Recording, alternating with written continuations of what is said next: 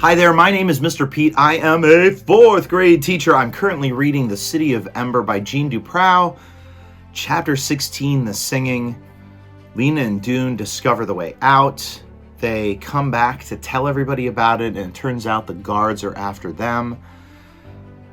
They're on the race now to get out of Ember and still pass along the message of how to get out of Ember so that the whole town can be free. The mayor, of course, is against them, and it does appear that the guards are against them as well. Will they get caught? Here we go. When Lena heard the guards shout, terror shot through her. She ran faster than she ever had before, her heart pounding wildly. Behind her, the guards kept up their shouting, and she knew that if other guards were nearby, they would come running. She had to find a hiding place. Ahead of her was Bilbolio Square. Was there a spot she could duck into? And like an answer, Dune's words came back to her. The library. It's almost always open, even on holidays. She didn't have time to think. She didn't ask herself whether Edward Pocket would be willing to hide her, or whether there would even be a good place to hide in the library. She just ran for the passageway that led to the library door and darted down it. But the library door wouldn't open. She turned the knob frantically. She pulled and pushed, and then, at the same time that she heard the running footsteps of the guards coming into the square, she saw the small handwritten sign stuck to the door, closed for the singing. The guards were very near now. If she ran, they would see her. She flattened herself against the wall, hoping they wouldn't think to look in the library passage. But they did. "Here she is!" yelled one of the guards. She tried to shoot past him, but the passage was too narrow, and he caught her by the arm. She pulled and twisted and kicked, but the chief guard had her now, too. He gripped her other arm with fingers that felt like iron. Simile. "Stop your struggling," he shouted. Lena reached up and grabbed a handful of his wiry beard. She pulled with all her might, and the chief guard roared, but he didn't let go. He yanked her forward, almost off the ground, and the two guards dragged her across the square in an awkward, lopsided pace that made her stumble over her own feet. "You're hurting me," Lena said. "Don't hold so tight." "Don't you tell us what to do," said the chief guard. "We'll hold you tight till we get you where you're going." "Where's that?" said Lena. She was so enraged at her bad luck that she almost forgot to be afraid. "You're going to see the mayor, missy," said the chief guard. "He'll decide what to do with you." "But I haven't done anything wrong." "Spreading vicious rumors," said the guard. "Telling dangerous lies calculated to cause civic unrest." "It's not a lie," she said, but the guard gripped her arm even more tightly and gave her a shove. So she stumbled sideways. "No talking," he said, and they walked the rest of the way in grim silence. A few people had already gathered in Harkin Square, though the workers were still getting it ready for the singing. Street sweepers crossed the square back and forth, pushing their brooms. Someone appeared at the second-floor window of a building on Gilly Street and unfurled one of the banners that was always displayed for the singing, a long piece of red cloth, faded after years of use, but still showing its design of wavy lines, representing the river, the source of all power. That was for the Song of the River. There would be a banner on the broad side of the square, too, this one deep yellow gold with a design like a grid to represent the Song of the City, and another banner on the Otterwell side for the Song of Darkness, perfectly black except for a narrow yellow edge. The guards marched Lena up the steps of the gathering hall and through the wide doorway. They took her down the main corridor, opened the door at the end, and gave her one last push, a push that caused her to stagger forward in an undignified way and bump up against the back of a chair. It was the same room she'd been in that other, much happier day, her first day as a messenger. Nothing had changed. The frayed red curtains, the armchairs with the upholstery worn thin, the hideous mud-colored carpet. The portraits on the wall looked down at her sorrowfully. personification. There are people in those pictures, but they're not really looking down at her. "Sit there," said the chief guard. He pointed at a small, hard-looking chair that faced the little armchair. Lena sat. Next to the chair was the small table she remembered from before, with the china teapot and a tray of china teacups with chips around their edges. The chief guard left the room to find the mayor, Lena supposed. The other one stood silently with his arms folded across his chest. Nothing happened for a while. Lena tried to think about what she would say to the mayor, but her mind wouldn't work. Then the door to the front hall opened and the mayor came in. It was the first time Lena had seen him up close since she had delivered Looper's message to him. He seemed even more immense. His baggy face was the color of a mushroom. He wore a black suit that stretched only far enough across his vast belly for one button to connect with its buttonhole. He moved ponderously across the room and settled into the armchair, filling it completely. Highlight ponderously. That means, obviously, moving like someone who's really big, like an elephant would move. Next to his chair was a table, and on that table was a brass bell the size of a fist. The mayor gazed for a moment at Lena with eyes that looked like the openings of tunnels. Simile. And then he turned to the guard. "Dismissed," he said, waving the back of his hand at him. "Return when I ring the bell." The guard left. The mayor swung his gaze back to Lena. "I am not surprised," he said. He lifted one arm and pointed a finger at Lena's face. "You have been in trouble before, going where you shouldn't." Lena started to speak, but the mayor held up his hand. It was an oddly small hand, with short fingers like ripe pea pods, similarly comparing his fingers to pea pods. "Curiosity," said the mayor, "a dangerous quality, unhealthy, especially regrettable in one so young." "I'm 12, said Lena. "Silence," said the mayor. "I am speaking." He wriggled slightly from side to side, wedging himself more firmly into the chair. He'll need to be pried out of it, Lena thought. "Ember, as you know," the mayor went on, "is in a time of difficulty. Extraordinary measures are necessary. This is a time when citizens should be most loyal, most law-abiding for the good of all." Lena said nothing. She watched how the flesh under the mayor's chin bulged in and out as he spoke, and then she turned her eyes from this unpleasant sight and looked carefully around the room. She was thinking now, calculating, but not about what the mayor was saying. "The duties of the mayor," said the mayor, "are complex, cannot be understood by regular citizens, particularly children. That is why," he went on, leaning slightly forward so his stomach pushed farther out along his lap, "certain things must remain hidden from the public. The public would not understand. The public must have faith," said the mayor, once again holding up his hand, this time with a finger pointing to the ceiling, "that all is being done for their benefit, for their own good." "Hogwash," said Lena. The mayor jerked backward. His eyebrows came down over his eyes, making them into dark slits. "What?" he said. "Surely I heard you incorrectly." "I said hogwash," said Lena. "It means—" "Do not presume to tell me what it means," the mayor cried. "Impudence will make things worse for you." He was breathing heavily, and his words came out with spaces between them. "A misguided child such as yourself requires a forceful lesson." His short fingers gripped the arms of the chair. "Perhaps," he said, "your curiosity has led you to wonder about the prison room.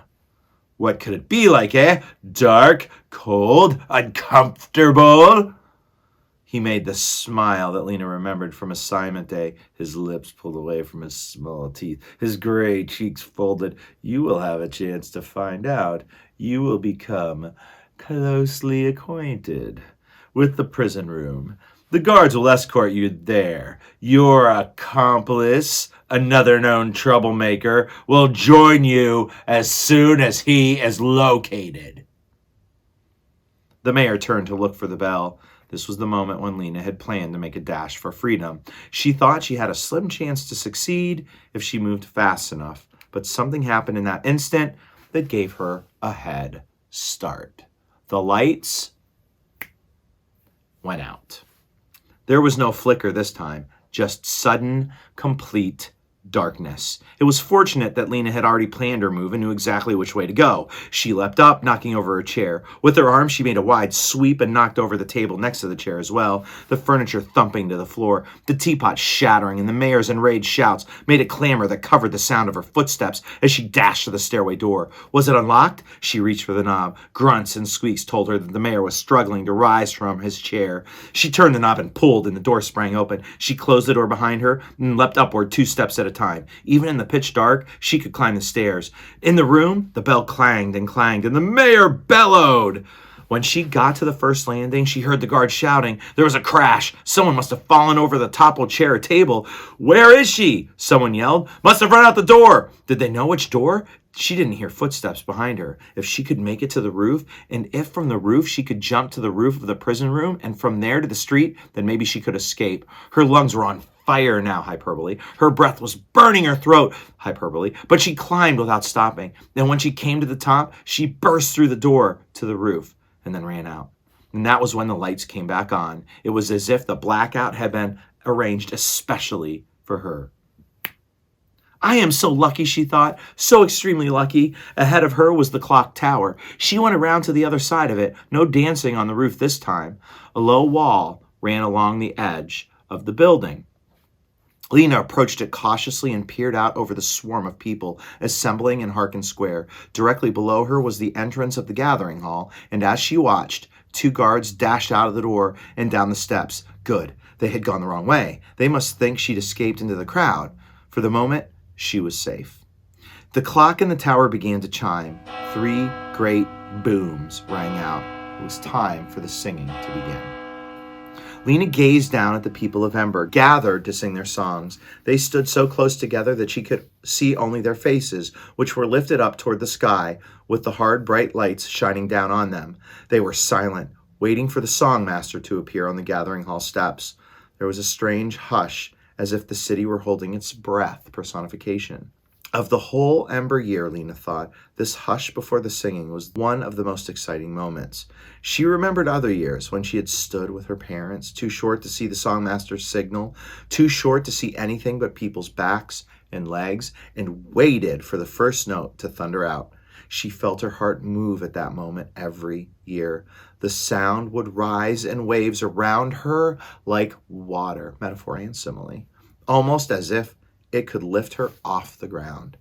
Now suddenly the moment came again. From hundreds of voices rose the first notes of the Song of the City. Deep and strong, she felt as she had all the years before, a quivering inside as though a string under her ribs had been plucked.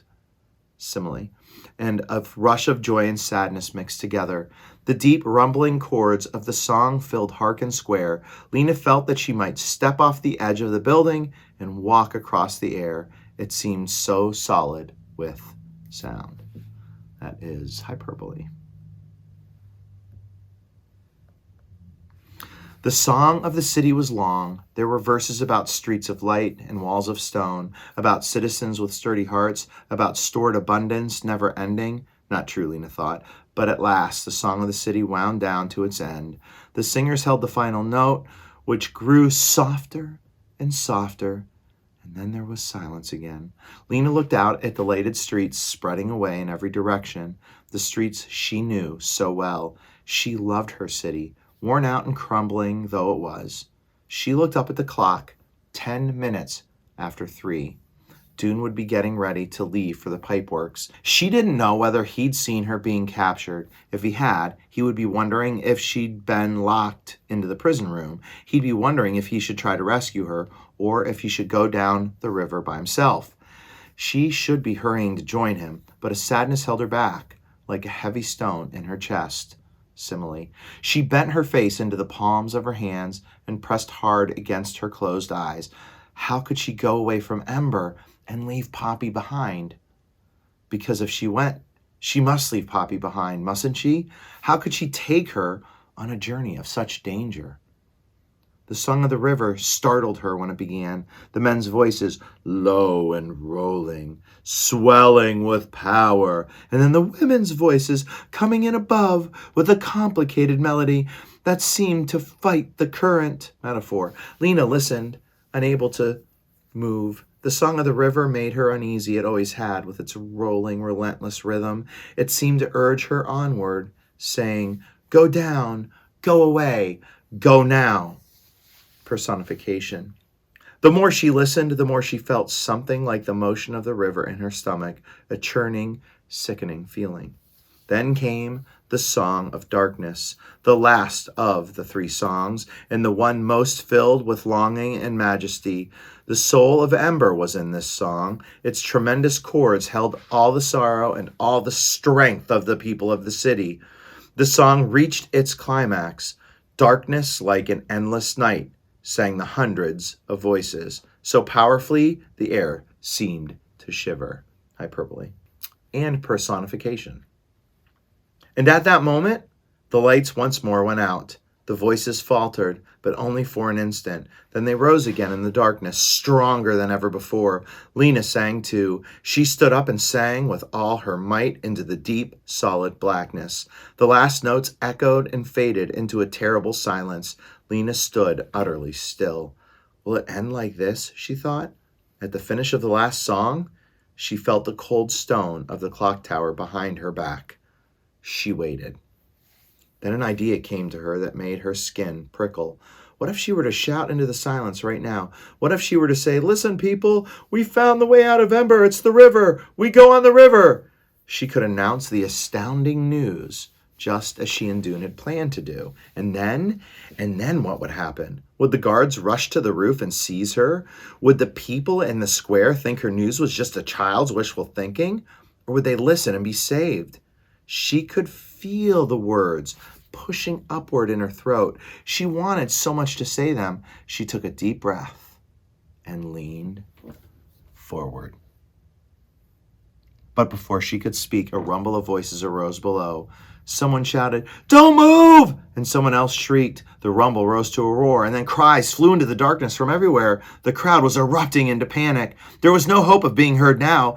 Lena clutched the edge of the clock tower as if the tumult below might cause her to fall. Highlight tumult, that's like the ruckus, the uproar. She strained her eyes against the darkness. Without light, she could go nowhere. "Lights, come back on," she prayed. "Come back on!" Then she saw something. At first, she thought her eyes were tricking her. She closed them tightly and opened them again. It was still there, a tiny point of light moving. As she watched, it moved along slowly in a straight line. Then it turned and moved in a straight line again. Was it on River Road? She couldn't tell, but suddenly she knew what it was. It was Dune with a candle. Dune going toward the pipeworks in the dark. And she wanted to go too. She could feel it all through her. The urge to run and meet him and find the way out of Ember to the new place. She listened to the shouts and wails of the terrified people in the square below. She thought of Mrs. Murdo down there in the dark, being bumped and pushed, with her arms wrapped tightly around Poppy, trying to protect her. And all at once, everything seemed clear. Lena knew what she would do. If only the lights would come back on. If only this was not the very last blackout in the history of Ember. Watching the tiny light following its steady course, she made a wish with the whole force of her heart and mind.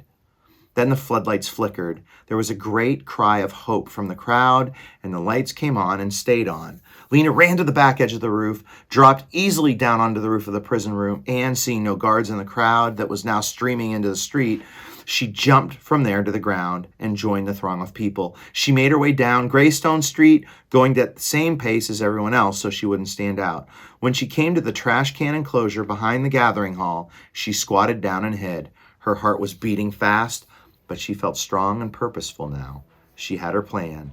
As soon as she spotted Mrs. Murdo and Poppy on their way home, she'd put it into action.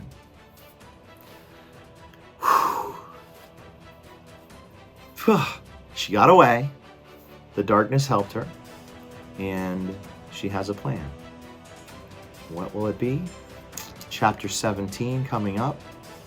Away. Here we go. What's her plan? How will everybody find out? All right, on that note, we are going to stop there. Please, please, please, if you are a fellow teacher, let me know what you think. Please click like, please click subscribe, and please leave comments so that we can have awesome discussion. All right, you know what the deal is. I will see you on the next page. Peace.